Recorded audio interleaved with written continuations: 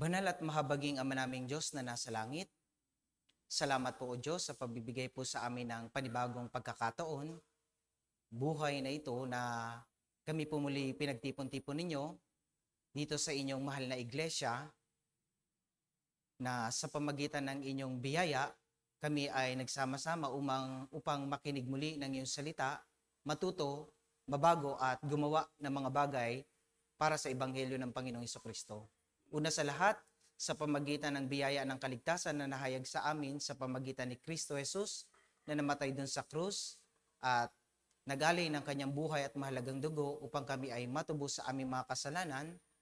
Kami ay lubos na nagpapasalamat na sa pamagitan ng dakilang pag-ibig na to, nahayag sa amin yung buhay sa Panginoon. Ngayong oras po na to, kami ay nabubuhay para sa Panginoon sa huling bahagi ng buhay na ito. Panginoon, sa katapusan ng panahon na to, umaasa po kami na sa buhay namin, patuloy nyo kaming iingatan, gagabayan, tuturuan, at patuloy naming luluwalatiin sa pamagitan ng aming mga gawa.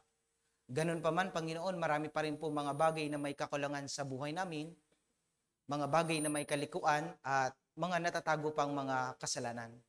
Kung may mga bagay sa puso namin na hindi pa matuwid, patuloy nyo kaming turuan at ituwid sa mga bagay na may kamalian. Nang sa ganun ay humarap kami sa inyo, Panginoon, na maluwalhati at walang anumang dapat ikahiya. Patuloy namin idinadalangin hindi lamang yung puso ng bawat isa ngayong oras na to, kundi yung mga kapatiran namin na hindi nakadalo o makakadalo sa oras na ito sa kadahilan ng marami silang mga bagay na pinagdadaanan. Panginoon, patuloy niyo po silang aluin at bigyan ng Espiritong nagdanais na mabuhay sa kalooban ng Diyos sa gitna ng marami mga kaguluhan. Panginoon, bagamat dumadaan kami sa iba't ibang uri ng kahirapan, pagdurusa sa buhay na to, nawa magkaroon kami ng pananampalatayang hindi nagbabago alinsunod sa mabuting layunin at kalooban ng Diyos. Panginoon, ngayong oras po na to, patuloy rin naming idinadalangin ng sama-sama yung buhay ni Senior Pastor Park Dongwan kasama ng kanyang mahal na kamanggagawa na si Evangelist JP, kasama ng kanilang mga pamilya, na patuloy niyo po silang protektahan, ingatan at gabayan at bigyan ng higit pang karunungan upang mapamahalaanan yung mga mahal naming kapatid dito sa Castillejos Church.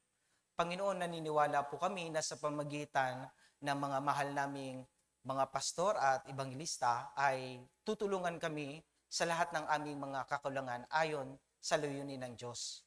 Panginoon, ganun din naman, pagpalain niyo yung mga kapatiran na humanap sa mabuting kalooban ng Diyos sa natitirang panahon. Ngayong oras po na to, nawa yung salita ng Diyos ay mapasa amin at ngayong oras din pong ito, nagtitiwala kami sa inyong salita. Dalangin po namin ang lahat ng ito sa pangalan ng Panginoong Hesus. Amen. Buksan po natin sa ating mga Bible po, Aklat po ng mga Gawa, chapter 28.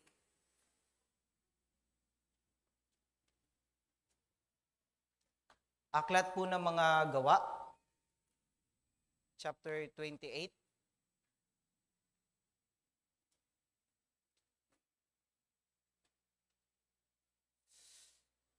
Aklat po ng mga Gawa, chapter 28, verse 1 hanggang 10. So, salitan po tayo, brothers and sisters. Babasahin ko po yung verse 1 to po sa inyo. Tapos yung verse 10, sama-sama po nating babasahin ng dahan-dahan.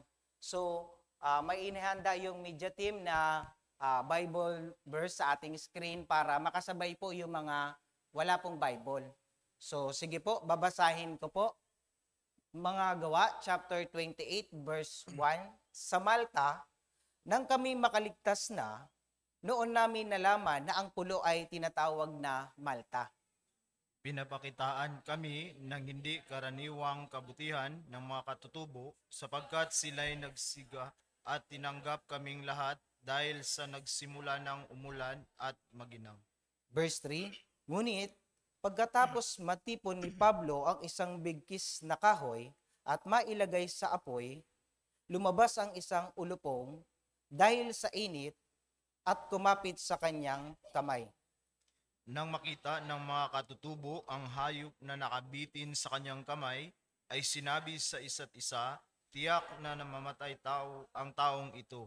Kahit siya ay nakatakas sa dagat, gayunmay hindi niya hinayaan ng katarungan na siya ay mabuhay. Verse 5, ngunit ipinagpag niya ang hayop sa apoy at siya'y hindi nasaktan. Naghintay sila sa inasahang mamaga siya, biglang mabuwal patay. Subalit nang matagal na silang naghintay, ay nakitang walang masamang nangyari sa kanya at nagbago ang kanilang isip at nagsang. Verse 7, malapit sa lugar na iyon ay may mga lupaing pag-aari ng pinuno ng pulong iyon na ang pangalan ay Publio, na tumanggap sa amin at kinupkup kami na may kagandahang loob sa loob ng 3 araw. Nagkataon na nakaratay ang ama ni Publio na may sakit na lagnat at dysentery. Pinuntahan siya ni Pablo at nanalangin at nang maipatong sa kanya ang kanyang mga kamay ay pinagaling siya. Verse 9, pagkatapos mangyari ito, nagtungo rin doon ang ibang may sakit sa pulo at sila'y pinagaling. Verse 10 po, basahin po natin ng sama-sama, 3, 2, 1. Kami na may kanilang binigyan ng maraming parangal at na nang kami maglayag na kami ay kanilang kanilang isinakay sa barko ang mga bagay na kailangan namin. So, good morning po, brothers and sister. Muli. So, masaya po ako na makita po muli kayo. So, ang dami, parang Grand Bible Seminar yung brothers and sister ngayon. So, salamat po sa biyaya ng Diyos at sakripisyo po ng mga kapatiran sa Castilleos Church. Yung puso nyo ay hindi nagbabago, lalong-lalo na sa pangangaral ng Ebanghelyo. Nakakatuwang pagmasdan na konti lang yung bakante. So, sana sa 24, bago matapos ng taon, hanggang dulo sa dulo. So, natutuwa po ako, nagagalak kami pag nakikitang ganito yung kalagayan ng isang church. So, magsimula na po tayo. Ngayong oras po, sa pamagitan ng talata ng mga gawa, chapter 28, gusto ko pong ibahagi yung sermon na pinamagatang ang mga aral sa Aklat ng Gawa, chapter 28. So, sa pamagitan ng chapter na to, gusto kong ibahagi yung mga munting aral nakalagay po sa ating blackboard. So, sa pamagitan po ng talatang ito, makikita natin yung mga aral na pumapaloob po dito. Ano po yun? Una, buhay na pinapatnubayan ng Diyos. Pangalawa, buhay na hiwalay sa sanlibutan. Pangatlo, buhay na ginaganap ang kalooban ng Diyos. Sorry po, hindi maganda yung sulat ko. So, sana mabasa nyo po ng maayos. So, sisikapin ko po na maibahagi ito sa mga kapatiran sa maikling oras. So, magsimula na po tayo. So, bago ko po simulan itong Gawa chapter 28, banggitin ko po muna yung maliit na background para makita natin yung nilalaman ng chapter 28. Etong chapter 28, ito yung paglalakbay ni Pablo patungong Roma. Sa hindi inaasahang pangyayari, habang naglalakbay siya patungong Roma, nagkaroon ng malakas na bagyo doon sa gitna ng karagatan. Makikita po yan sa Gawa chapter 27.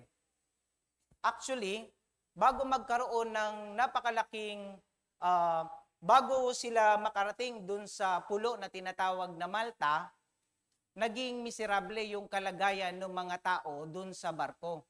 Kasama na po si Pablo at yung isang kapatiran. So, ganun pa man, alinsunod sa kalooban at pagpapatnubay ng Diyos, tinulungan sila ng Diyos na makasurvive dun sa kalagayan nila patungo dun sa pulo na yon. So, bagamat hindi sila nagtungo direkta dun sa kanilang pupuntahan dahil nga nasira yung bagyo, dinala pa rin sila ng Diyos dun sa maayos na daungan, dun sa Malta. So, kung may time kayo, basahin nyo po yung mga Gawa, chapter 27. Napakaganda po ng kwento na yan. So, bago po ang lahat ng kwento na yan, makikita po natin sa mga Gawa, chapter 9, yung unang bahagi ng buhay ni Pablo, bago siya maglakbay dun sa layunin ng Diyos patungo sa Roma. So buksan po natin sa mga aklat ng gawa, chapter 9, verse 3. Mga gawa, chapter 9, verse 3. Buksan nyo po lagyan nyo po ng bookmark yung chapter 28 para hindi po tayo mahirapang bumalik agad. So, susubukan ko po na mabilis lang pong itong basahin kasi mabilis lang po nating mabasa at marami pong mga verse na kinakailangan basahin. Gawa chapter 9 verse 1, babasahin ko po. Samantala si Saulo na may masiding pagbabanta ng kamatayan laban sa mga alagad ng Panginoon ay pumunta sa pinakapunong pari, humingi siya sa pinakapunong pari ng mga sulat para sa mga sinagoga sa Damasco upang siya'y makatagpo ng sino mang kabilang sa daan, mga lalaki o mga babae, ay dadalhin niya silang nakagapo sa Jerusalem. Si Pablo noon, bago tawaging Pablo, yung pangalan niya ay Saulo, taga-usig na mga nangangaral ng salita ng Diyos, lalong-lalo na yung Ebanghelyo. Ito yung lumang pagkatao ni Pablo nung hindi niya pa nakikilala yung Panginoong Hesus. Sa madaling salita, hindi pa nagsisimula dito yung journey niya na ibinigay sa kanya ng Panginoon patungong Roma. Kaaway pa siya ng Ebanghelyo. So verse 3, sa kanyang paglalakbay, dumating siya sa malapit sa Damasco, biglang kumislap sa palibot niya ang isang liwanag mula sa langit. Verse 4 and 5, dito nagpakita yung Panginoong Hesukristo sa kanya. Sabi ng Panginoong Hesukristo sa kanya, Saulo, Saulo, bakit mo ko inuusig? Sa pagtataka niya, saan nanggaling yung salita? Kasama ng mga kasamahan ni Pablo, nagtataka sila. Saan galing yung tinig na yun? Tapos nagkaroon ng verse 7, ang mga taong naglalakbay kasama niya ay hindi nakapagsalita sapagkat narinig nila ang tinig ngunit walang nakikitang sinuman. Tumindig si Saulo mula sa lupa at pagmulat sa kanyang mga mata ay wala siyang makita. Wala siyang makita. So, dito binulag ng Diyos, binulag ng Panginoon yung paningin ni Pablo. Bakit? Si Pablo, dahil sa kanyang mga gawa, dito ipinakita ng Panginoong Hesukristo yung kanyang kapangyarihan upang ituwid yung mga bagay na may mali kay Pablo. So, binulag siya. Binulag siya. Habang nandun siya sa ganung kalagayan, hindi niya alam yung nangyayari. Hindi niya alam yung nangyayari. Pero isang tanging yung Panginoong Hesus lang, yung bagay na nakakaalam kung bakit niya ginawa yon.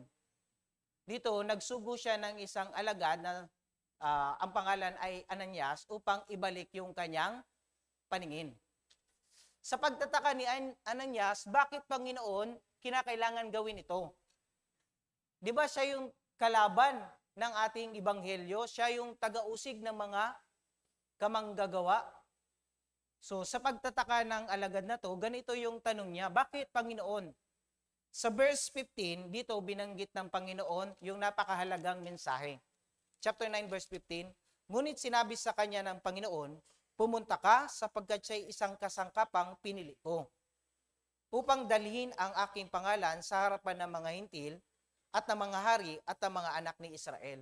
So may purpose pala yung Panginoon kung bakit niya ginawa yon kay Saulo o kay Pablo.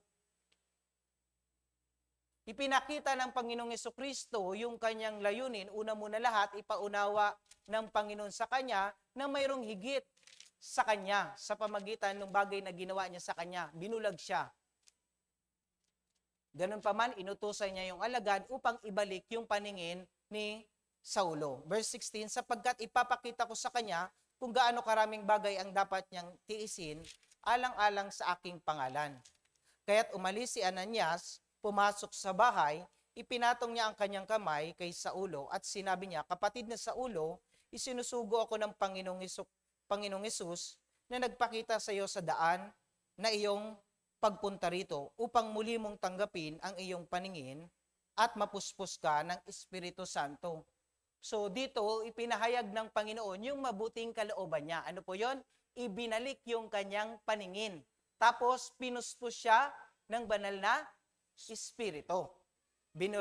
Pinuspos siya ng banal na Espiritu. Tapos, verse 18, at agad nalaglag mula sa kanyang sa kanyang mata ang bagay na parang mga kaliskis at nakakita siyang muli at siya'y tumayo at binautismuhan. So, ito yung buhay ni Pablo bago at pagkatapos niyang makilala yung Panginoong Hesukristo sa daan ng Damasco. Doon sa daan ng Damasco, yung buhay niya nung una, taga-usig. Pero nagpakita sa kanya yung Panginoon, sinugo siya ng Panginoon para sa layunin doon sa mga hintil at sa maraming mga tao. Lalong-lalo na yung mga kababayan niya. Dito, nung nagpakita sa kanya yung Panginoon, nagsimula yung kanyang journey. Bakit ko po sinabi po ito? Bakit po natin kinakailangan basahin ito? Para malaman natin yung buong istorya ng gawa mula pasimula hanggang matapos. Bakit ba siya pupunta ng Roma? Dahil sa layuning ito. Dahil sa layuning ito, kinakailangan niyang ipangaral yung Ebanghelyo. Mula dun sa kababayan niya, sa ibang dako ng mga lugar, at higit sa lahat dun sa Roma. Bakit? Yung Roma, sentro yon ng buong mundo, magandang pagkakataon para marinig ng mga tao yung kalooban ng Diyos sa kaligtasan sa pamagitan ni Hesukristo. Napakaganda nung layunin ng Diyos. Bakit? Gusto ng Diyos na marinig lahat ng mga tao yung pinakamagandang kalooban niya para sa lahat ng tao sa pamagitan ni Apostol Pablo. So, ito pong buhay po ni Pablo, ito din po yung larawan ng buhay natin bago at pagkatapos nating maligtas. Buksan po natin sa ating mga Bible po.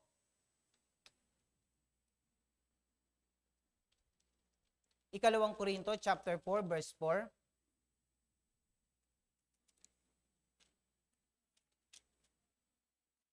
Ikalawang Korinto, chapter 4, verse 4. Sabi po dito, sa kanilang kalagayan, binulag ng Diyos ng sanlibutan ito ang pag-iisip ng mga hindi mananampalataya upang wag nilang makita ang liwanag ng ebanghelyo ng kaluwalhatian ni Kristo na siyang larawan ng Diyos. John chapter 9 verse 39. Sinabi ni Jesus, pumarito ako sa sanlibutan ito para sa paghatol, upang ang mga hindi nakakita ay makakita, at upang ang mga nakakakita ay maging mga bulag. Sa ikalawang Korinto chapter 4 verse 4, ipinapaliwanag po dito yung kalagayan ng isang tao na walang pananampalataya dahil sa kawalan ng pagkaalam tungkol sa kalooban ng Diyos. Yung buhay natin, ng mga hindi pa natin nalalaman, yung salita ng Diyos, maging yung kalooban niya, tawag sa atin mga hangal. Mga hangal. Mga hangal, ibig sabihin, walang tamang pagkaunawa sa kalooban ng Diyos. Dahil sa mga bagay na nasa sanlibutan at gawa ng dyablo, nandun tayo sa kapangyarihan nun ng dyablo. Kaya yung ating buhay, bulag sa katotohanan. Nung hindi pa tayo naliligtas, hindi natin alam yung mabuting kalooban ng Diyos. Tama po ba? Walang sino mang nakakaalam dun sa mabuting kalooban ng Diyos. Pero isang araw dumating yung mabuting kalooban ng Diyos sa pamagitan ng salita ng Diyos, lalong-lalo na yung ebanghelyo ng Panginoong Hesukristo. Nung hindi pa natin nakikilala yung Diyos sa buhay natin, mayroon tayong tinatawag na bulag na pananampalataya. Pero nung nahayag sa atin yung kapangyarihan ng Diyos sa pamagitan ng ebanghelyo, dito nabuksan yung ating spiritual na mata. Sabi sa John chapter 9 verse 39, sinabi ni Jesus, pumarito ako sa sanlibutan ito para sa paghatol, upang ang mga hindi nakakakita ay makakita. Ano po ito? Inilalarawan po nito yung mga taong nagkaroon ng interes, nagkaroon ng tunay na pananampalataya na makita yung buong kalooban ng Diyos. Yung mga Paraseyo, sinasabi nila, hindi sila mga bulag. Sinabi sa kanila ng Panginoong Hesus, dahil sinasabi ninyo na hindi kayo bulag, hindi nyo makikita yung bagay na mahalaga. Ano ito? Ito yung layunin ng Panginoong Hesus nung naparito siya. So magkaiba po. Dito makikita po natin yung kahalagahan ng taong naghahanap sa salita ng Diyos at yung mga taong walang pakialam o walang interes sa salita ng Diyos. Pero naniniwala po tayo isang araw, nagkaroon tayo ng interes sa salita ng Diyos, dahilan upang magkaroon tayo ng tamang pananampalataya, magkaroon ng kaligtasan. Tama po ba, brothers and sisters? Opo. So, nakakamangha po yun. Buksan po natin sa unang Juan, chapter 4, verse 9. Unang Juan, chapter 4, verse 9, babasahin ko po. Dito nahayag ang pag-ibig ng Diyos sa atin, sapagkat sinugo ng Diyos ang kanyang bugtong na anak sa sanlibutan, upang tayo mabuhay sa pamagitan niya. Sabi po, dito'y nahayag sa atin. Ipinahayag, ipinakita ng Diyos. Tama po? Sa pamagitan ng salita ng Diyos, ipinakita niya sa atin yung mabuting kalooban niya sa pamagitan ng Ebanghelyo. Unang Juan chapter 3, verse 5, nalalaman ninyo na siya'y nahayag upang mag-alis ng kasalanan at sa kanya'y walang kasalanan. Ano po ba yung Ebanghelyo? Ito yung pagpapatawad para sa kasalanan natin. Doon sa kasalanan na ginawa natin sa nagdaang panahon, sa kasalukuyan at sa hinaharap. Sa pamagitan ng Ebanghelyo ng Panginoong Yesus, dito pinatunayan niya na lahat ng mga kasalanan ay mapatawad magpakailan pamangan sa pamagitan ng kanyang mahalagang dugo. So, Tito chapter 2 verse 11, sapagkat nagpakita ang biyaya ng Diyos na nagdadala ng kaligtasan sa lahat ng tao. Nakakamangha po yung pag-ibig ng Diyos. Bakit po? Yung kaligtasan na inihanda niya sa pamagitan ng Panginoong Yesus na nais niyang ipahayag ay para sa lahat ng tao. Pero nalalaman po natin, hindi lahat ng tao pupunta sa langit kahit na ginawa na po ng Panginoong Yesus yung bagay na mahalaga. Isang bagay yung kondisyon ng Diyos.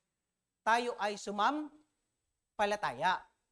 Tayo ay sumampalataya. Yung mga taong sumampalataya, sila yung mga taong nagkaroon ng tunay na kaligtasan. Kung tatanungin natin, ano ba yung kaibahan ng pananampalataya ng ibang mga taong ligtas, mga taong hindi ligtas at sa atin? Napakalaki po. Yung pagkakaiba po ng pananampalataya natin doon sa mga taong walang kaligtasan, hindi nila alam yung bagay na ginawa ng Panginoong Jesucristo 2,000 taon na ang nakakalipas. Kaya magpasa hanggang ngayon, yung buhay nila nagpapatuloy pa rin doon sa pang-araw-araw nilang kinasanayan. Pero tayo, sa pamagitan ng kalooban ng Diyos, nakita natin yung kahalagahan na sa kabila ng pagiging makasalanan, ay mapalaya tayo nito sa pamagitan ng Panginoong Yesus na namatay doon sa krus at nagdanak ng dugo upang matubos tayo sa ating mga kasalanan. Efeso chapter 1 verse 7, sa kanya ay mayroon tayong katubusan sa pamagitan ng kanyang dugo na kapatawaran ng ating mga kasalanan ayon sa kayamanan ng kanyang biyaya. Tingnan niyo po itong verse na to. Ayon sa mga kayamanan ng kanyang biyaya. Bakit po sinabing biyaya? Alam ng Diyos na hindi natin kayang gawin yung kapatawaran para sa kasalanan. Bakit? Yung pwedeng magpatawad para sa kasalanan ng isang tao o lahat ng tao, walang iba kundi yung Panginoong Jesucristo lamang. Kaya nga sinugo niya yung Panginoong Yesus para siya yung mamatay dun sa krus at magdanak ng dugo. Kaya nga ngayon malinaw na sa atin yung pinakakahulugan ng John chapter 3 verse 16. Tama po? Sapagkat gayon na lamang yung pag-ibig ng Diyos sa sanlibutan na ibinigay niya yung kanyang tanging anak. Upang sino man sa kanya ay sumampalataya ay huwag mapahama kundi magkaroon ng buhay na walang hanggan. Nakakamangha po, sa pamagitan ng pananampalataya kay Kristo o doon sa Ebanghelyo ng Panginoong Yesus, nagkaroon tayo ng natatanging kalooban ng Diyos. Ano po ito? Ito yung eternal life. Buhay na walang hanggan, ibig sabihin po nito, katiyakan na mayroon tayong pag-asa na tayo ay papasok sa langit. Castillos Church Brothers and Sisters, may katiyakan na po ba na papasok sa langit? Meron na po. Yes po.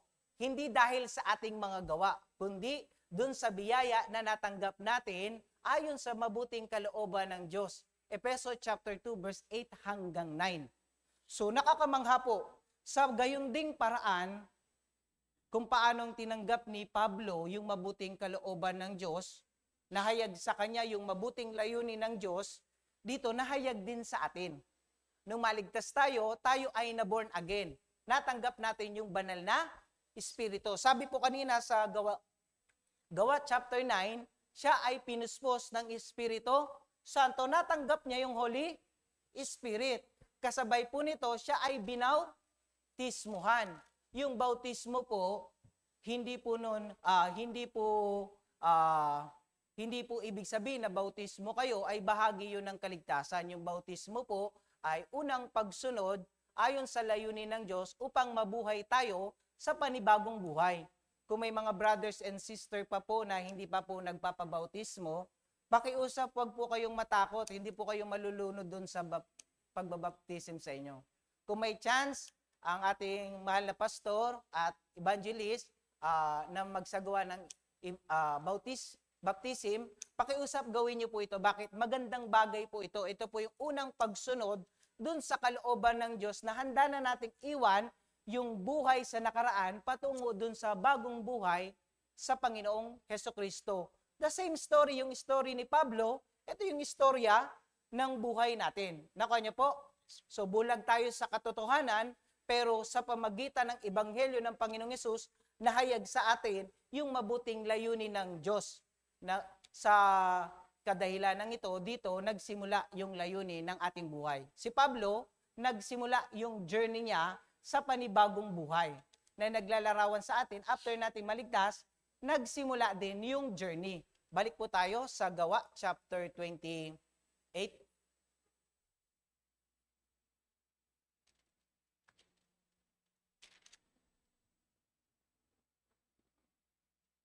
Gawa chapter 28. Nang kami makaligtas na, noon namin nalaman na ang pulo ay tinatawag na Malta. Pinagpakitaan kami ng hindi karaniwang kabutihan ng mga katutubo sapagkat sila'y nagsiga at tinanggap kaming lahat dahil sa nagsimula ng umulan at maginaw. Dito po sa verse 1, gusto ko pong ibahagi verse 1, 2, and 3. Babasahin ko po verse 3. Ngunit pagkatapos matipon ni Pablo ang isang bigkis na kahoy at mailagay sa apoy, lumabas ang isang ulupong dahil sa init, kumapit sa kanyang kamay. So dito po sa verse 1 hanggang 2, hanggang 3, ipinapakita po dito yung buhay na pinapatnubayan ng Diyos. Bakit po buhay na pinapatnubayan ng Diyos? Actually, pagkatapos na suguin si Pablo mula dun sa Damasco, nagsimula yung mga bagay na may kahirapan kay Pablo. After niyang magsimula dun sa ministry, tinatambangan kaagad siya ng mga Hudyo.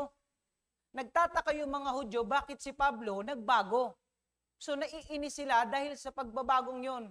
Nagtangka sila na patayin si Pablo. Saan man siya magtungo, hinahunting nila si Pablo. Yung buhay po ni Pablo, hindi naging madali pagkatapos niyang matanggap yung layunin para sa Ebanghelyo. Ano pong ibig sabihin nito, brothers and sisters? Pagkatapos nating maligtas, nagsimula din yung layunin ng buhay. Layunin ng buhay. Ito yung maipangaral, yung Ebanghelyo ng Panginoong Hesukristo. Pero sa hindi inaasahang sitwasyon sa buhay natin, habang nagpapatuloy tayo sa ating mga Christian life, habang lumilipas yung mga panahon, yung buhay hindi nagiging madali. Tama po? Yung Christian life, ups and down. Tapos, mas madalas, laging nasa down. Depende sa sitwasyon o kalagayan ng ating pananampalataya, nagiging ganito yung takbo ng ating Christian life. Hindi nagiging madali yung takbo ng ating Christian life, lalong-lalo na sa katapusan ng panahon. Bakit? Yung gawa ng dyablo sa huling panahon na to ay mas lalong lumalala. Dahilan upang yung mga Kristiyano ay nagkakaroon ng mas maraming mga kabigatan. Dahil sa mga kabigatan na to, minsan o madalas, nagkakaroon tayo ng mga kuro-kuro upang questionin yung mga bagay tungkol dun sa kalooban ng Diyos. Minsan o madalas, lalong-lalo na kapag dumadating tayo dun sa mga worst scenario. Naranasan nyo na ba? Kahit mayroon kayong pananampalataya, pero dumating sa punto na parang may mga bagay kayo na hindi maintindihan, tinatanong nyo yung Panginoon, Panginoon, bakit kaya ganito? Bakit parang lagi na lang ako? Ginagawa ko naman yung best ko, pero parang ako pa rin yung mali. Parang may problema palagi. Kahit aktibo naman ako sa church, bakit ganun? Naranasan niyo po sa Christian life? Napapaluhan na lang kayo minsan, pero kinakailangan pa rin magpatuloy. Ito po yung buhay ni Pablo. Yung buhay po ni Pablo, punong-puno ng maraming mga kapaitan, kapighatian. Dahil sa maraming mga pag-uusig. Actually, pwede niyang questionin yung Panginoon kung bakit nangyari sa kanya yon. Pwede niyang sabihin, Panginoon, okay naman ako taga-usig lang naman ako Bakit naman dumating ako sa point na ganito? Kinakailangan kong maranasan yung maraming mga kahirapan. Pero si Pablo, never niyang question yung mga bagay ayon sa layunin ng Diyos. Mula Damasco, naglakbay siya sa iba't ibang dako para ipangaral yung ebanghelyo na punong-puno ng mga kahirapan. Punong-puno ng kahirapan. Buksan po natin sa ating mga Bible po.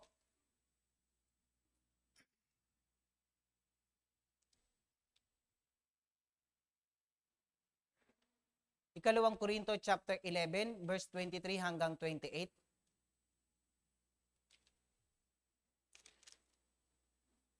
Ikalawang Korinto chapter 11 verse 23 hanggang 28.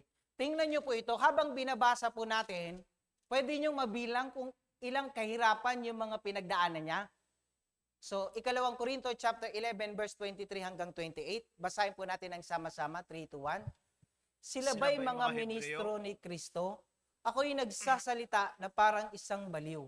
Lalo pa akong na mas maraming pagpapagal, mas maraming pagkabilanggo, nang di mabilang na bugbog, at mabingit sa kamatayan. Sa mga Hudyo ay 5 ulit akong tumanggap ng 40 hagupit. Kulang ng isa. 3 ulit na ako'y hinampas ng mga pamalo. Minsan ako'y pinagbabato. 3 ulit akong nawasakan ng barko.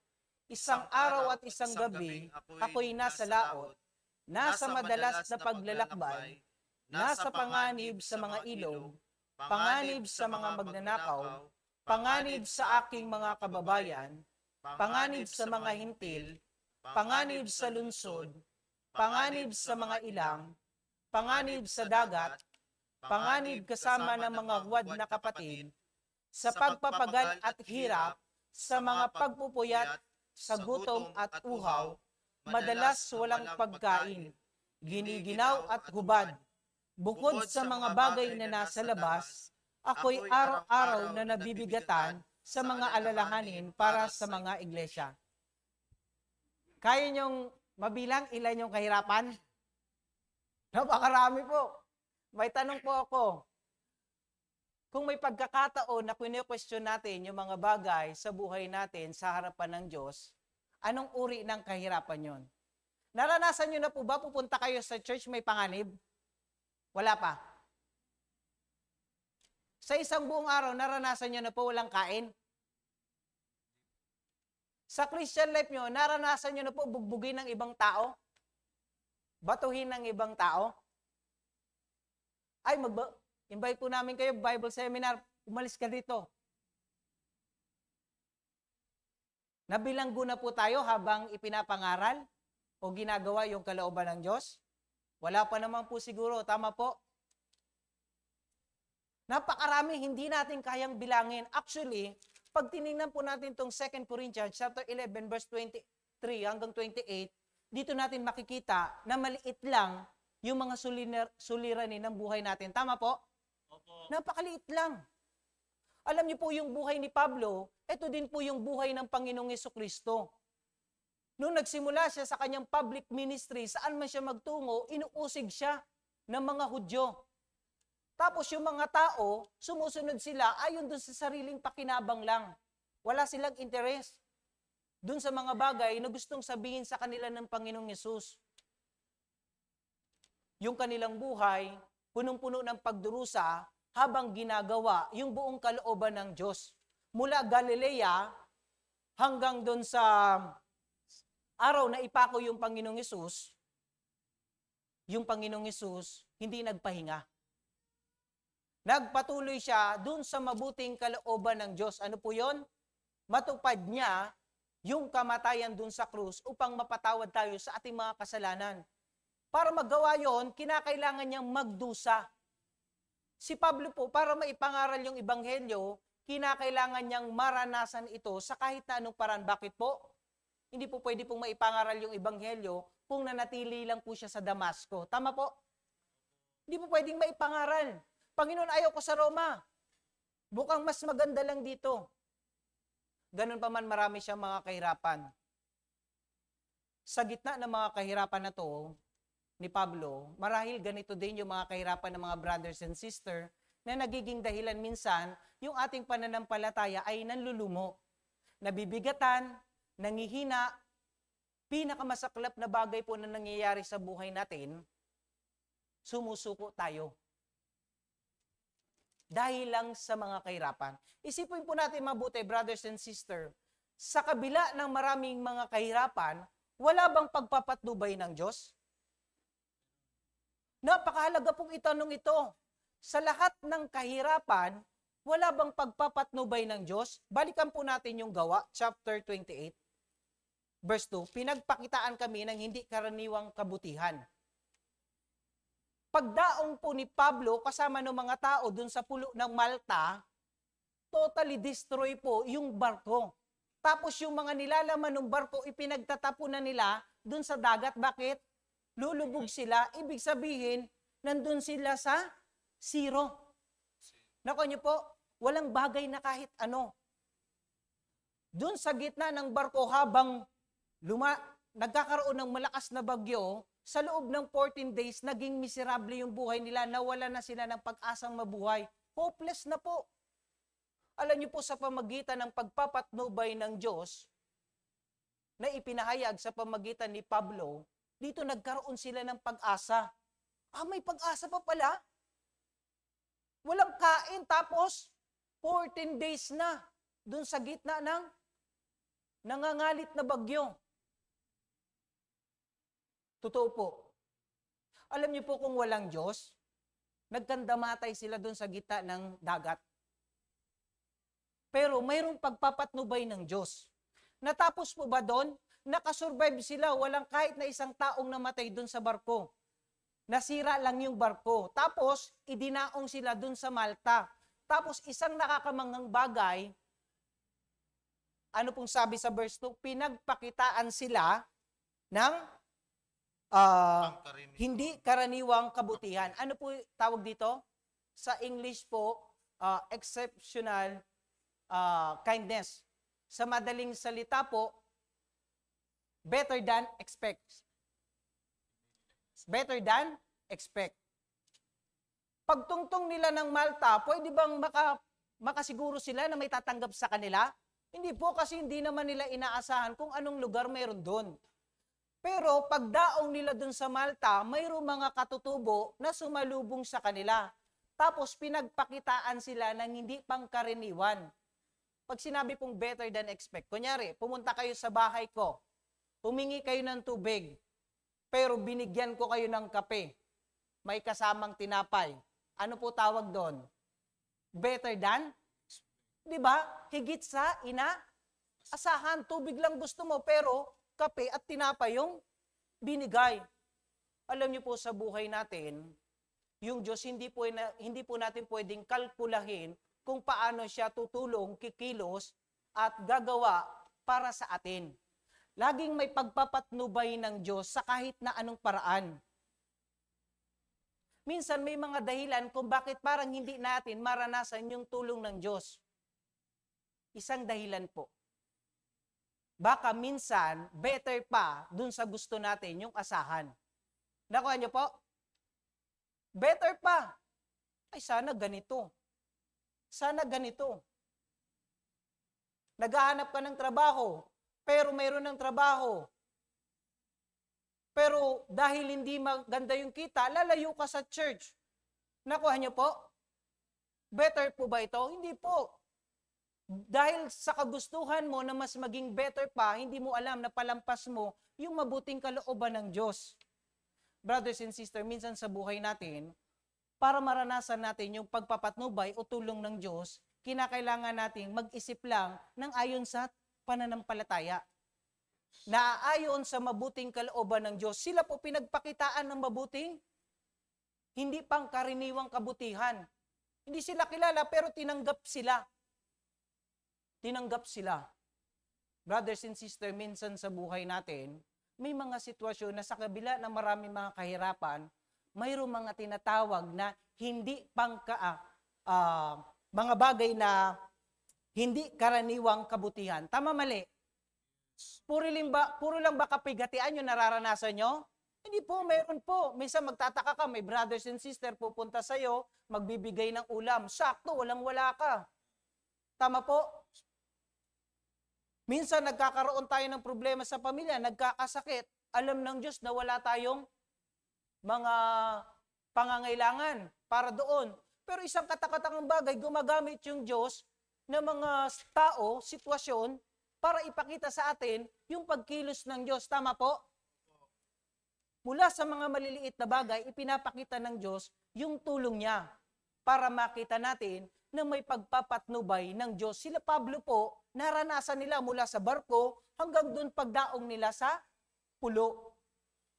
Magbibigay po ako ng tatlong mga mahalagang bagay para explain ko yung tatlong pagpapatnubay ng Diyos. Alam niyo po yung kwento ni Jose? Si Jose po, sa unang bahagi ng buhay niya, minaltrato siya ng kapatid niya. Tama po? Pinagbantaang patayin, itapon doon sa balon, ibenta sa mga mangangalakal ng Midyanita, tapos naging bilanggo doon sa Ehipto. Tapos, isang worst scenario sa buhay niya, pinagbintangan siyang rapist. Nakuha niyo po? Doon sa asawang babae ni Paraon. Dahil sa kalagayan na yon, ipinakulong siya ng hari. Kung titingnan mabuti, napaka-unfair ng buhay. Tama po? Pero si Jose, never niyang question yung Diyos.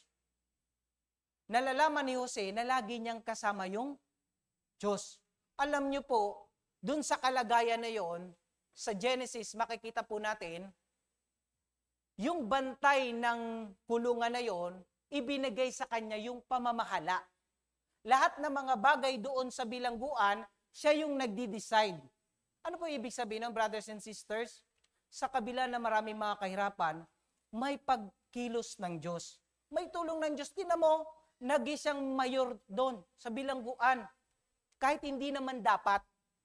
Nakita ng bantay ng bilangguan, nakasama niya yung Diyos, kaya ipinaubaya sa kanya yung mga gawain doon sa bilangguan. Nakakamangha po. Tapos, in the end of story of Joseph, ano po yung naging history ni Joseph? Siya yung ginamit ng Diyos para mapalaki yung lipi ng Israelita dun sa Egypt. Sa madaling salita, sa una, naging miserable yung kanyang buhay, pero may pagkilos ng Diyos. May pagpapatnubay ng Diyos hanggang maganap yung kalooban ng Diyos. Pangalawa po, sa aklat po ng unang hari, chapter 17, makikita po natin doon yung kwento ng babaeng balo at si Elias. Yung babaeng balo, nagkaroon ng matinding tagutom doon sa lupain nila. Dahilan yung pagkain nila, pang isang kainan na lang. Dumating si Elias, tapos hiningi yung kanyang pagkain. Sabi ng babae na may pagtataka, ibibigay ko ba sa iyo to? Gayong ito na yung huling pagkain ng anak namin. Tapos mamamatay na kami pagkatapos nito. Sabi sa kanya ni Elias, sundin mo yung sinasabi ng Panginoon. Alam nyo, mahirap sundin ito, lalong-lalo na dun sa kalagayan na parang gipit na. Naranasan nyo po sa buhay nyo, gipit na? Parang nandun na sa sagad, tapos hindi mo na kayang ibigay yung mga bagay para sa Panginoon. May pagkilos po ng Diyos. Alam niyo po itong babae na to, hindi siya nag-alinlangan. Yung kahuli-huli ang pagkain niya, ibinigay niya kay Elias. Dito pinagpala siya ng Diyos. Pangatlo, yung buhay po ni Jacob. Si Jacob po, yung istorya ni Jacob, anak ni Isaac, si Jacob po, nagkaroon ng pangyayari sa pagitan ni Esau. Inagaw niya yung pagkapanganay kay Esau. Natatandaan niyo po yung istorya? Pagkatapos niyang agawin yung pagkapanganay kay Esau, dito pinagtangkaan siyang patayin.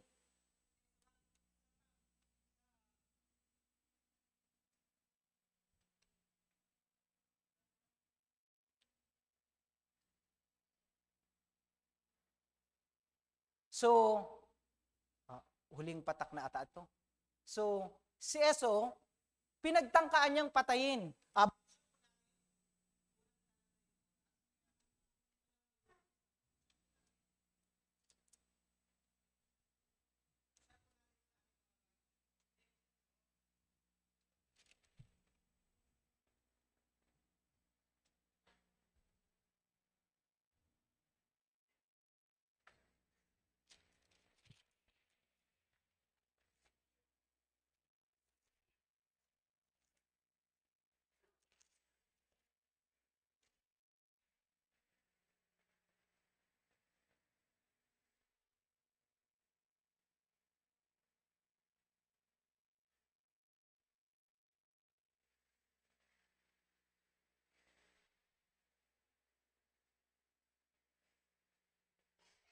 Check isang. Buksan po natin Genesis chapter 27 verse 41 hanggang 41 lang po. 27 verse 41, babasahin ko po.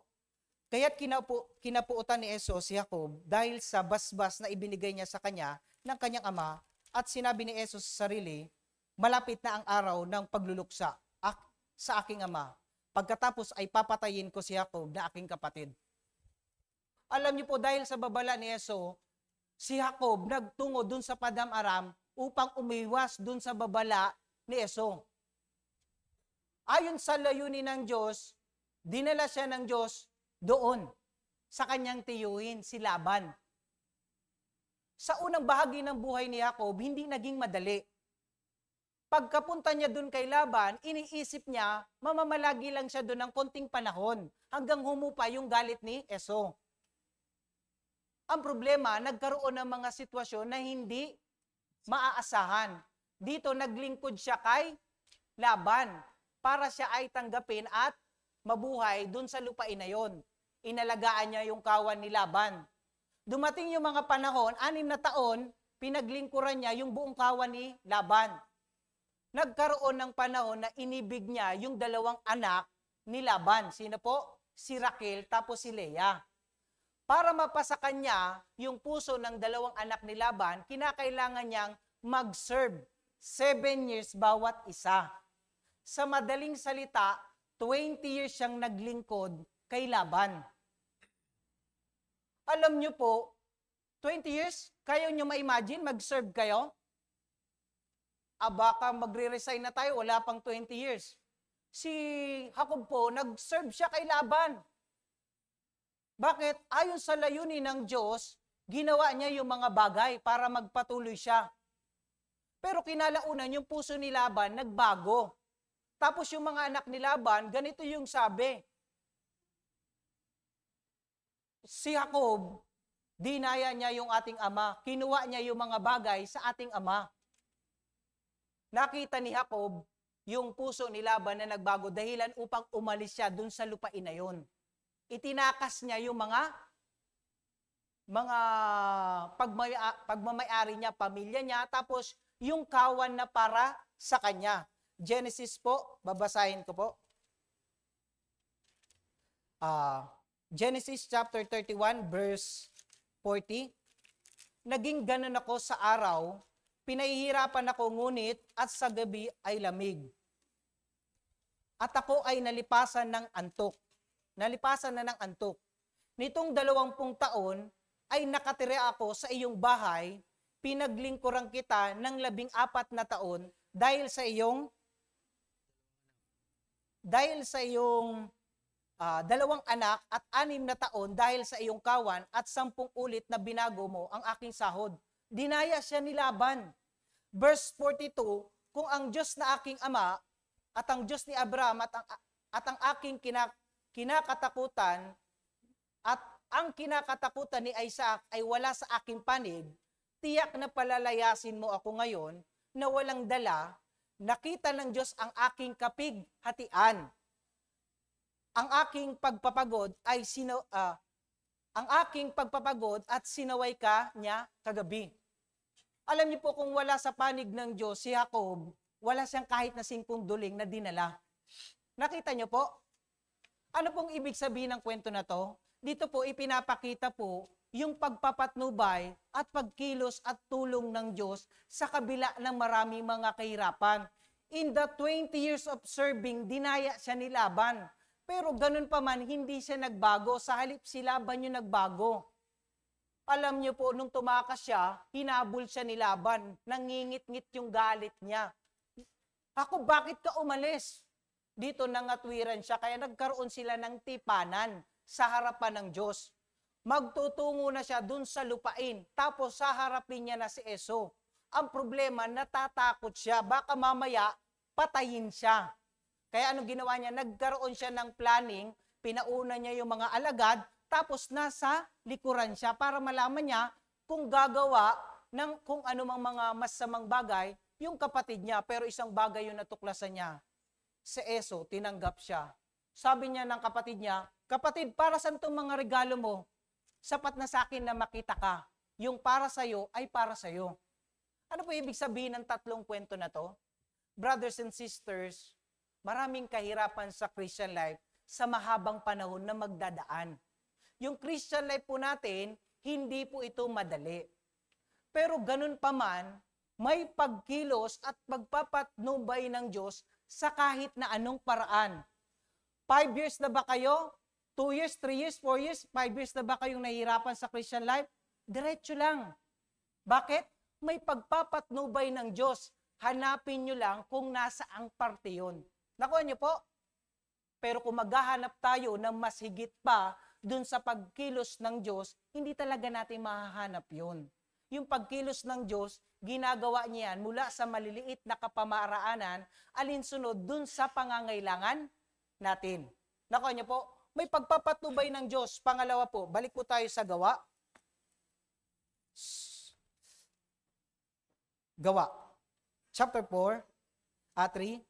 Ngunit pagkatapos na matipon ni Pablo ang isang bigkis na kahoy at mailagay sa apoy, lumabas ang isang ulupong dahil sa init at kumapit sa kanyang kamay. Nang makita ng mga katutubo ang hayop na nakabitin sa kanyang kamay, ay sinabi sa isa't isa, tiyak na mamamatay tao ang taong ito. Kahit siya'y nakatakas sa dagat, gayon may hindi siya hinayaan ng katarungan na siya'y mabuhay. Iniisip ng mga tao, nung nakaligtas siya dun sa barko, nakadaong siya dun sa Malta, may kumapit na ahas. Ayon sa paniniwala ng katutubo, walang chance na mag-survive yung isang tao kapag natuklaw siya nito. Nakuha niyo po? Para sa kanila, yung ganitong kaganapan parang sumpa. May kasalanan yan. Kaya hindi ipinahintulot ng Diyos na mabuhay yan. Ganito yung kaisipan ng mga katutubo. Ganito po. Pero ano po ba yung pagkilos ng Diyos sa buhay ni Pablo? Mamamatay po ba si Pablo dito sa ahas na to? Hindi po. Kasi sa unang banda, makikita po natin, sa Gawa chapter 26, makikita po natin doon, sabi ng Panginoon sa kanya, hindi kita pababayaan. Sa kamay ng mga hintil, ng mga hari, lagi mo kong kasama. Ibig sabihin, yung journey niya, Damasco hanggang Roma, mabubuhay siya. Ito yung pangako ng Diyos.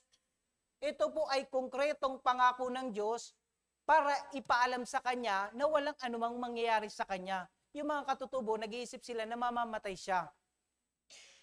Dahil sa kasalanan, na bagamat nakaligtas siya, hindi siya hinayaan. Pero dito po, sa verse 5, basahin po natin, 3, 2, 1. Ngunit ipinagpag niya ang hayop sa apoy at siya hindi nasaktan. Dito po sa verse 5, ipinapakita po dito yung buhay na hiwalay sa sanlibutan. Yung ahas po, kumakatawan ito sa dyablo. Sa aklat ng Apokalipsis, nakasulat po na yung ahas sa huling panahon ay itatapon sa lawa ng apoy, kasama ng mga taong walang pananampalataya. Sa huling panahon, nakatakda na sa dyablo at sa mga taong walang pananampalataya na mapunta sila dun sa kanilang kahinatnan.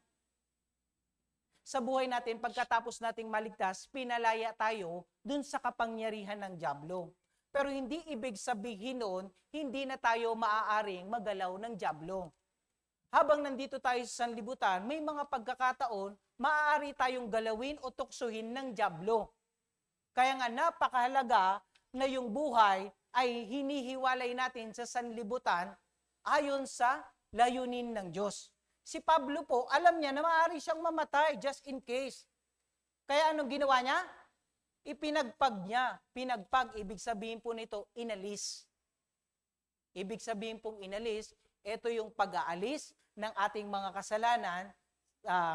kasalanang nalalabi sa ating mga buhay habang hinihintay yung pagdating ng Panginoong Hesus. Yung buhay pa natin, nandito pa tayo sa tinatawag na binabagong pagkatao. Yung ating karakter ay binabago pa. Sa Pilipos, makikita po natin doon, isagawa ninyo ang inyong sariling kaligtasan na may takot at panginginig. Sabi ng Panginoon, work out. Bakit malakas yung gawa ng laman? Kinakailangan yung mapuspos ng banal na espiritu upang nang sa ganon ay huwag kayong mapaalipin doon sa mga gawa ng sanlibutang ito. Malapit tayo sa tukso ng sanlibutang anumang oras.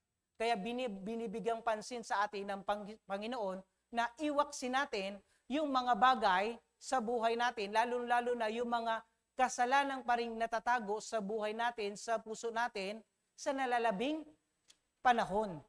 Buksan po natin mga brothers and sisters.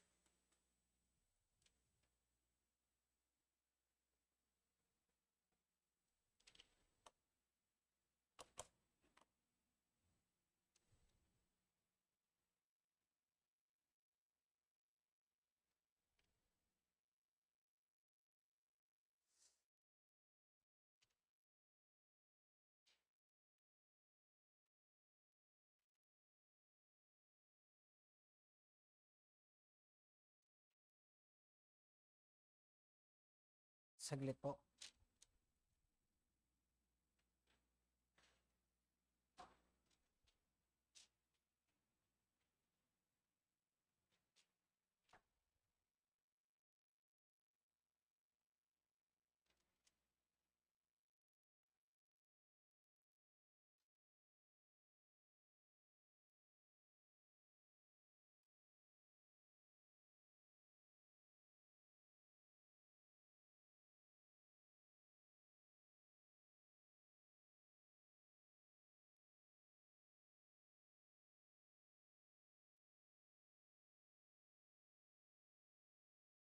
Roma chapter 13 verse 12 po. Roma chapter 13 verse 12.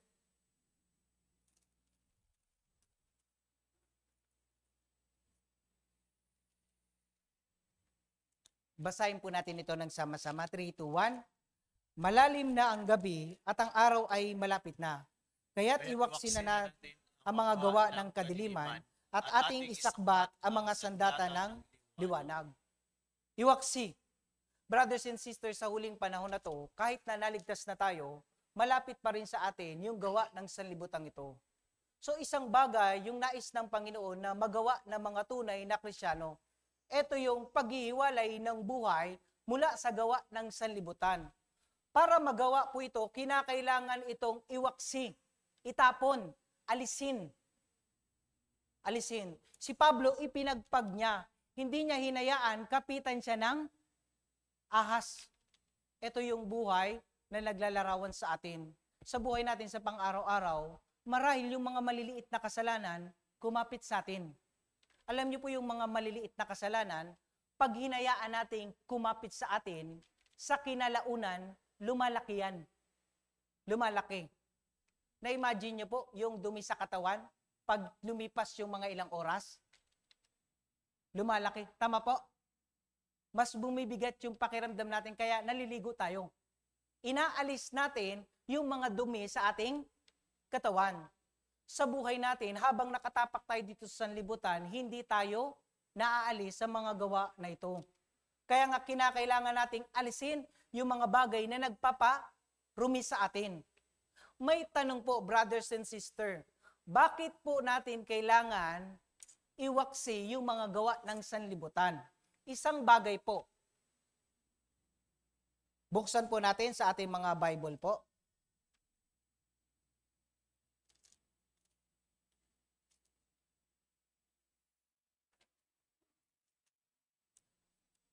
Colossians chapter 1 verse 13. Colossians chapter 1 verse 13.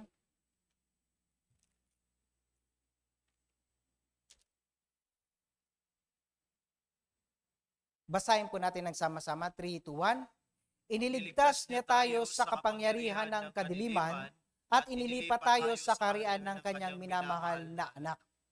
Yung dahilan po kung bakit kinakailangan nating iwaksi yung nalalabing mga kasalanan sa huling panahon, yung dahilan po kasi ligtas na tayo. Kung hindi po tayo ligtas, ligtas po tayo sa mga bagay na ito. Exempted po tayo. Pero dahil ligtas tayo, hindi po tayo exempted. Nakuha niyo po? Yung dahilan kung bakit dapat nating iwaksi yung kasalanan sa buhay natin, kasi ligtas na tayo. Nakuha niyo po? Ligtas na po ba lahat ng mga brothers and sisters? So kung ligtas na, kinakailangan natin iwaksi yung mga kasalanan na nalalabi sa ating mga buhay. Lalong-lalo na yung mga kasalanan sa puso. Pangalawa po, unang Juan chapter 3 verse 9. Bakit kinakailangan natin iwaksi yung mga bagay sa sanlibutan ito? Ito po yung dahilan. Basahin po natin, 3, 2, 1. Ang sino mang ipinanganak ng Diyos ay hindi nagpapatuloy na nagkakasala, sapagkat ang kanyang bini ay nananatili sa kanya at hindi siya maaaring magkasala sapagkat siya ay ipinanganak ng Diyos. Roma chapter 6 verse 1. Ano nga ang ating sasabihin? Magpapatuloy ba tayo sa pagkakasala upang ang biyaya ay sumagana? Bakit po kinakailangan natin iwaksi yung nalalabing kasalanan sa buhay natin? Itapon? Alisin? Kasi anak na tayo ng Diyos. Anak na tayo ng Diyos. Una, kinakailangan natin iwaksi yung kasalanan kasi ligtas na tayo. Pangalawa, dahil anak tayo ng Diyos. Yung anak ng sanlibutan, walang pakialam yung Diyos sa kanila. Tanging bagay lang yung nais ng Diyos sa kanila, sila ay maligtas. Pero sa ating mga tunay na naligtas, mga anak ng Diyos, nais ng Diyos na mabago tayo. Mabago dun sa mga bagay na makasanlibutan. Pangatlo po, unang Pedro chapter 4 verse 1 hanggang 2. Unang Pedro chapter 4 verse 1 hanggang 2. Kung paanong si Kristo ay nagdusa sa laman, ay sandatahan din naman ninyo ang inyong sarili ng gayong pag-iisip. Sapagkat ang nagdusa sa laman ay tapos na sa kasalanan, upang hindi na kayo mamuhay sa laman sa inyong nalalabing panahon, sa masamang pagnanasa ng mga tao, kundi sa kalooban ng Diyos. Dito po ipinapakita yung dahilan kung bakit kinakailangan natin iwaksi yung kasalanan kasi nandun na tayo sa katapusan ng panahon. Imagine niyo, madatnan tayo ng Panginoon na nabubuhay pa rin sa paraan ng sanlibutan pagkatapos niya tayong iligtas. Anong muka yung maihaharap natin? Sa araw ng kasal ng isang babae, dun sa asawang lalaki, haharap ba siya na hindi nakapag-ayos? Hindi po, di ba? Sa araw na papalapit yung kasal, nagre-ready siya na mapaganda yung kanyang looks. Tama po? Nagpapaganda siya, maaga siyang natutulog, hindi siya gumagawa ng mabibigat na gawain, para nang sa ganon, kondisyon yung kanyang muka, yung kanyang katawan, yung isip, pati yung puso. Brothers and sisters, kung nalalaman natin na nasa katapusan na tayo ng panahon, malinaw po sa atin ito, wala po tayong time para mag-enjoy dun sa mga bagay na nasa salibutan sa huling panahon na to. Yung mga tao, nagpapakasasa sila na gawin yung mga bagay na makasanlibutan. Isang buong araw, ginugugol yung isip dun sa paglalaro, panunood ng mga kung ano-anong bagay, paglalakwatsa, kasama ng mga iba't ibang mga gawain. Wala silang pakundangan na gawin ito. Bakit? Wala silang kinikilalang Diyos sa buhay nila. Hindi rin nila alam yung katapusan ng panahon. Pero tayo po mga ligtas, alam na alam natin to. Tama po? So kung alam na alam natin ito, dapat alam din natin kung bakit natin to ginagawa. Kasi malapit na yung katapusan ng panahon. Nagdidigmaan yung Israel, pati Hamas. Hudyat po ito noong mga nalalabing panahon sa katapusan ng panahon. Malapit na. Malapit na. Nagpapakasasa pa ba yung mga Kristyano? Doon sa pagpapakasasa ng mga tao sa libutan? Huwag na po. Iwaksi na natin. Iwaksi na natin. Ano po yung dahilan kung bakit kinakailangan natin iwaksi? Kasi tayo ay mga ligtas na. Pangalawa, tayo ay anak ng Diyos. Pangatlo, nasa katapusan na tayo ng panahon. Nasa katapusan ng panahon. May isang talata, sabi po, sapat na yung panahon na nagdaan sa paggawa ninyo ng mga bagay na masama, gaya ng mga hintil. Sapat na. Sabi, it's enough. Nakuha niyo po, brothers and sisters, tama na. Mayroon ba dito naligtas? Nanginginom pa rin? 5 taon na? It's enough. Mayroon pa rin po ba ditong sugarol? 3 years na naligtas? 5 years na? Nagbabaraha pa rin po ba? It's enough. Nakuha niyo po? Mayroon ba dito tumataya pa rin ng weteng? Nagbabaka sakali sa pag-asa? Enough. Nakuha niyo po? Enough na. Yung mga kabataan dito, pag sinabi ng ating mga minister, brothers and sister, huwag muna kayong mag-boyfriend and girlfriend. Di pa panahon. Tumitigil ba tayo? Pag-isipan po nating mabuti. Nasa katapusan na po tayo ng panahon. Balik po tayo sa gawa.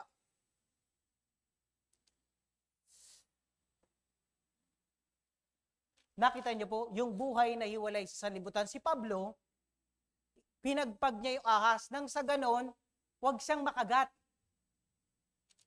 Yung dyablo, umuungal siya, naghahanap siya ng makakain sa bawat sandali. Kapag nagkamali tayo sa Christian life natin, lalapain niya tayo ng buhay na buhay. Depende sa kondisyon ng ating Christian life, pwede tayong magpatuloy sa buhay sa Panginoon o mabibigo tayo sa buhay sa Panginoon. Depende. So, verse 6, naghintay sila ng inaasahang mamaga siya o biglang mabuwal na patay. Subalit nang matagal na silang naghihintay at nakitang walang masamang nangyari sa kanya, ay nagbago ang kanilang isip at nagsabing siya isang Diyos. Dito na kami sila, teka, hindi namatay si Pablo Isa siyang Diyos. Nakita niyo po, ito po yung unang miracle na nangyari, himala. Hindi namatay si Pablo sa pag-aakala nila na mamamatay si Pablo. Ano po ibig sabihin nito, brothers and sisters? Kung magagawa natin iwaksi yung mga nalalabing kasalanan sa buhay natin, makakasurvive talaga tayo sa Christian life. Pero mangyayari lang po ito kung magagawa natin ihiwalay, i-separate yung ating mga sarili sa paggawa ng mga kasalanan. Mangyayari lang po ito. Verse 7, malapit sa lugar na iyon ay may mga lupang pag-aari ng pinuno ng pulong iyon na ang pangalan ay Publio, na tumanggap sa amin at kinupkup kami na may kagandahang loob sa loob ng 3 araw. Doon sa katutubo, may area doon na pinuno. Tapos yung pangalan niya Publio. Tapos sila yung kumupkup kila Pablo hanggang sa sila ay maging mabuti yung kalagayan. Kasi talagang zero sila eh.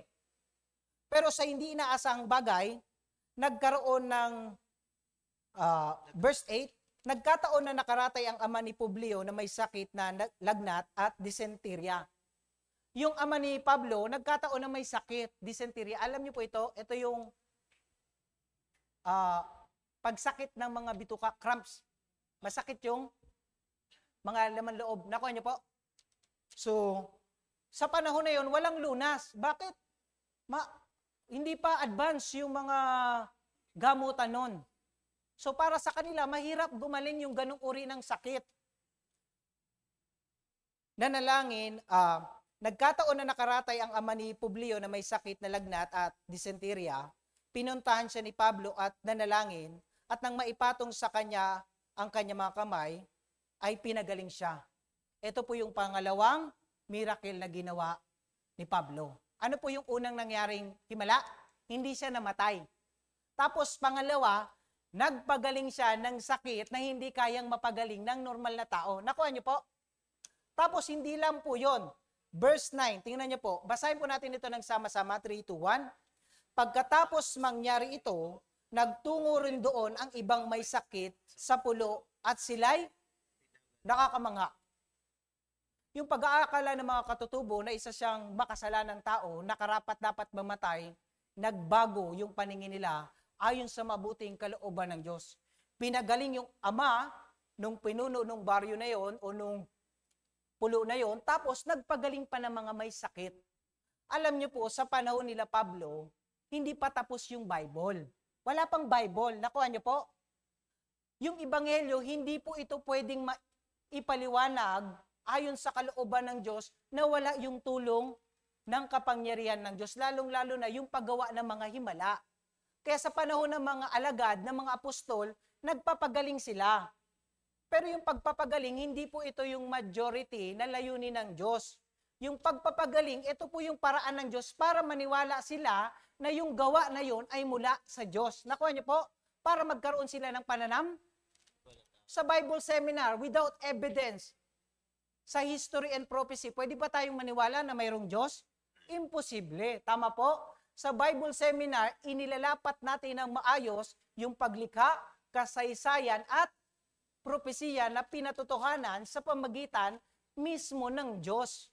Sa pamagitan nito, naniniwala tayo, sumasampalataya tayo na mayroong tunay na Diyos. Tama po? Ito po yung mga himala na nangyari sa nagdaang panahon na kung saan sa pamagitan nito, mas nagiging matibay yung pundasyon ng pananampalataya ng isang taong naniniwala. Yung mga tao sa panahon na yun, saan man magtungo si Pablo, gumagawa sila ng himala. Para saan? Para mapatunayan nila yung gawa nila ay mula sa Diyos. Nakuha niyo po? Kasabay nun, ipinapangaral nila yung Ebanghelyo. Kung may mga sekta na gagawa ng pagpapagaling, mabuti po yan. Pero kung wala po yung Ebanghelyo ni Kristo, wala yung salita ng Diyos, yan po ay taliwas sa kalooban ng Diyos. Nakuha niyo po? Sa huling panahon, lalo na sa church natin, mayroon po ba ditong gumagawa ng himala? So kung mayroon, mapalad, pero maliit yung tsansa o wala talaga. Bakit? Tapos na yung Bible. Nakuha niyo po? So ano yung himala na kinakailangang gawin natin para maniwala sila? Sa kasalukuyang panahon, yung himala, ito yung pagbabago ng buhay natin. Si Pablo, sabi niya sa isang talata, hindi ko na po bubuklatin, kulang na po yung oras, sabi niya, yung kanilang buhay ay hindi pinatunayan sa pamagitan ng salita lamang, kundi ng Espiritu Santo na kumilos sa kanila. Ibig sabihin, nagkaroon ng pagbabago sa kanilang buhay after nilang maligtas. Nakuha niyo po? Changing character. Ano ba yung dahilan kung bakit walang naniniwala o maniniwala sa atin? Marahil isang bagay po, wala pang nagbabago sa buhay ng isang Kristiyano. Yung pagbabago sa buhay ng isang Kristiyano, ito yung matibay na pundasyon para maniwala yung isang taong hindi pa sumasampalataya. Sa unang bahagi ng Christian life nyo, uusigin kayo, pa-church-church ka pa, hindi ka naman nagbabago. Pero kinalaunan, magsasawa sila sa'yo. Aasarin ka nila, pastor. Sa paglipas ng panahon, ano na sasabihin nila sa'yo? Nakayuko na lang sila sa'yo, tapos iniisip nila kung kailan sila a-attend dun sa pag-i-invite mo. Nakuha nyo po? Kapag may pagbabago sa buhay natin, ito yung himala sa huling panahon sa pamagitan ng mga buhay ng mga Kristiyano. Totoo po, without changes sa ating buhay, imposible na maipangaral yung Ebanghelyo. Makita nila niya, nagiinom ka pa rin, tapos sasabihin mo, anak ka ng Diyos. Sa halip na isipin nila na anak ng Diyos ka, baka nagsisinungaling ka. Tama po? So napakahalaga po nung appearance natin sa ibang tao. May mga Kristiyano pa rin ba? Paglabas ng bahay, nakikita kayo, istoryahe dun sa labas? Delikado po ito. Pag nakita po tayo ng mga kapitbahay natin, sasabihin sa atin, marites. Alam niyo po, di ba sa Bible seminar, yung pagiging marites, kasalanan po yun. So, ibig sabihin, hindi na dapat tumakita sa atin. Kinakailangan magbago. Yung mga Kristiyano nagbago na madalas, nasa bahay na lang yun. Tama? Lumalabas na lang yun pag nag-i-invite. So, kulang po yung oras ko. Verse 10. Basahin po natin, 3, 2, 1. Kami na may kanilang binigyan ng maraming parangal at nang maglayag na kami ay kanilang sinakay sa barko ang mga bagay na kailangan namin. So, natalakay na po natin yung buhay na ginaganap yung kalooban ng Diyos sa pamagitan ng ating buhay. pag nabago po tayo, magagawa po natin yung kalooban ng Diyos. Nagpagaling po sila. Pagkatapos po nilang magawa yun, yung mga tao naniwala sa kanila. Dahil naniwala sila, ito yung kanilang reward. Alam niyo po ano? Binigyan sila ng parangal. Tapos lahat ng mga bagay na mayroon silang kakulangan, inilagay sa kanila. Pagpunta nila ng Malta, mayroon silang dala o wala? Wala. Zero balance po sila.